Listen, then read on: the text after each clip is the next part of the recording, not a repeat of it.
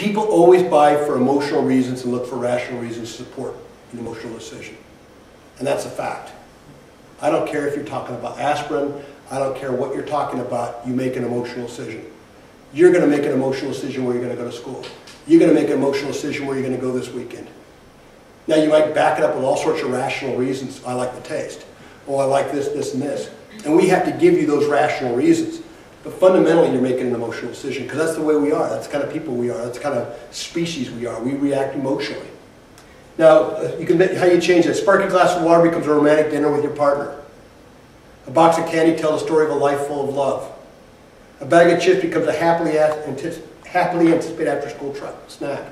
I do it with my son all the time. My 5-year-old son loves to go to the buffet near my office. We stop, I pick him up from daycare, we go to my office, and he always goes to the buffet and buys his own bag of chips. And it's such a big thing to him. It's not the bag of chips, it's not the flavor, it's not all that stuff. It's because he's so excited about getting that bag of chips, and he reaches up there on the counter and pays the $100 for it and gets his bag of chips. It's an emotional thing for him. In other words, people, benefits, products, brands, all those things connect emotionally. And we do that with a brand architecture. Brand architecture has cost of entry, features and benefits, functional benefits, and emotional experience. And that's basically the architecture. This is what you could say. There's all sorts of things. There's I think Danone's got a brand diamond. BMW has a brand steering wheel. Really, it's called a brand steering wheel. You expect that from BMW, right? And they have all these complicated ways to describe the complexity of the brand. I like this because it's very simple. A brand is basically cost of entry. For Coke, it's got to be cold. Functional benefits is the taste, it's 100 years old, these kind of things. And the emotional experience, inclusiveness, continuity, makes me feel good about myself. That's what makes it a brand. Think about Apple. The reason Apple is such a powerful brand is because of this. It costs a lot more money. And a lot of people in the computer business go, you know, if you're at Flamingo or at these kind of Diverta and you're selling computers, you're talking about price all day long. But Apple doesn't have the downward price pressure. That doesn't mean people don't want to get a good deal on an Apple, but fundamentally they want an Apple, they want an iPod. You can get a lot cheaper music player than an iPod, but you'll pay more for the iPod. That's because it's a complete brand, it's got an emotional experience. And I know the guys who have Apple say, well, it's a much better product than a IBM or a Fujitsu or whatever. Really? Yeah. You've been trying to tell me that for years. Give me examples at work. Volvo. Here's features, functional benefits, emotional benefits, owned experience. You've done this before in my class, so you got to keep quiet. What's the emotional experience, or sorry, what's the features on Volvo? You know what a feature is? Cotton. Functional benefit, it breathes. Emotional benefit, it looks really cool, right? So what's the features, functional benefit, emotional benefits of Volvo? Safety. Huh? Safety. Safety. Swedish. But, huh? It's Swedish. That's good. It is Swedish. Okay. Smells. Safety. You jumped away. It's such a powerful brand, you immediately jump to that thing. But what is it really? Give me some pieces of it. What are the features of a Volvo that make it different from other cars? You guys aren't very good at this. Airbags, anti-lock brakes. They're the first one to put, you know, a door panel, airbag, all this kind of stuff. Protect special seating systems, all that kind of stuff. That's there. What's the functional benefit? If you do this, what's the functional? Like cotton, it breathes, it's comfortable. What's the functional benefit of that? Huh? See?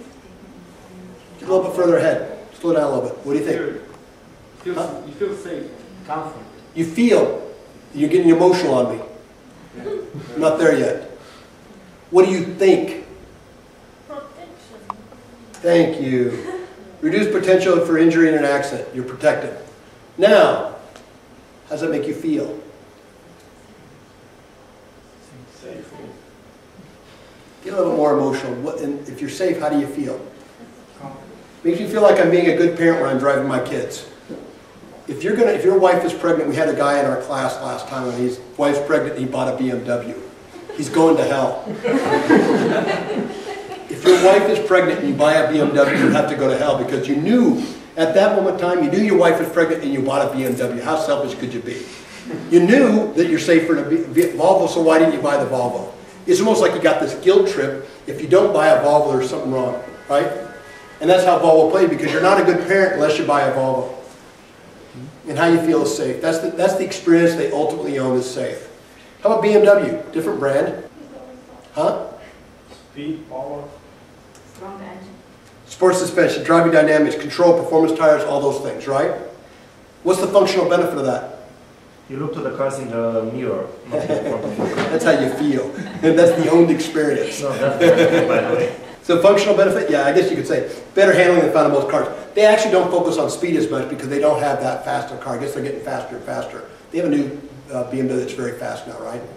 But traditionally what BMW is from raw speed standpoint, but it handles a lot better. You know, everything's ergonomic to where you're sitting in the car. Okay, and how does that make you feel? When you drive a car like that, how do you feel? Huh? Important. In control. Based on this, you feel in control? More than that. How do you drive your car, Peter? Crazy, but I have a little red sports car. Actually, it's a Porsche. I'm trying to keep up with him and his BMW, and I think my car can beat him, and he just had more guts than I did. How did you feel up to that? Yeah. Exhilarated, young. That was my problem. I wasn't young. I was trying to keep from Visegrad down to Budapest. I stayed with him for about, I don't know what, 500 meters? A kilometer? Like, I can't do that. I can't pass like that. Anyway, what you felt was exhilarated. I feel exhilarated, knowing complete control behind the car. And what's the owned experience? It's actually their slogan. What's the slogan for BMW? The ultimate driving machine. Now, how about Mercedes? This is the fun one. What's Mercedes? Because you're going to get this one wrong, even though you know the answer.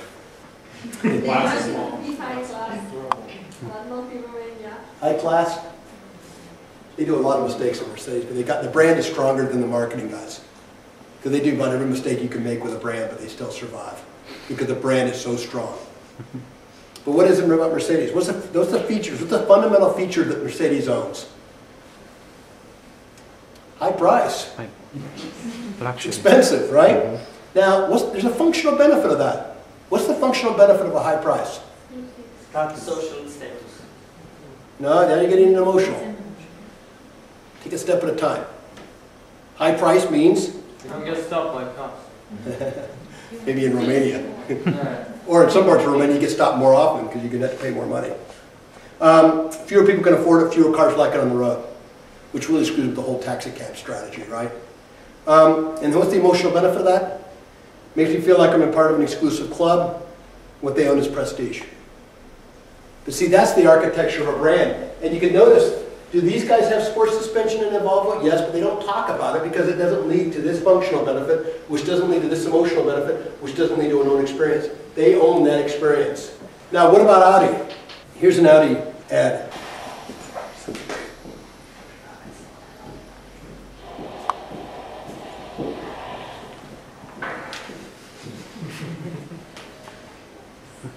What are they selling?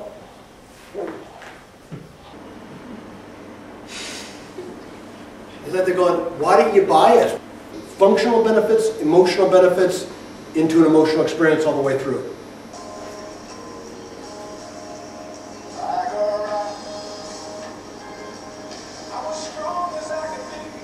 Functional benefits, emotional connection. Ugly people drive Chevy trucks. Over and over again, they go features, functional benefits, emotional benefits. They weave it all together.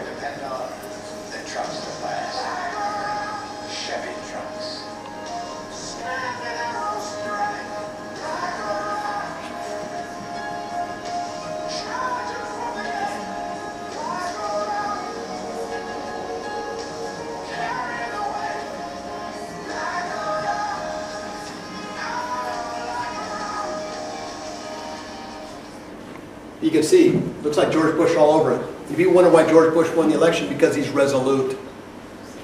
John Kerry had no emotional experience. He just wasn't George Bush. But there was no reason to vote for John Kerry other than he wasn't George Bush. A lot of people voted against George Bush, but there was at least a reason to vote for him. He was a brand. He was resolute. He stuck to his guns, like Chevy trucks. Same ad campaign, same ad guys did, as a matter of fact.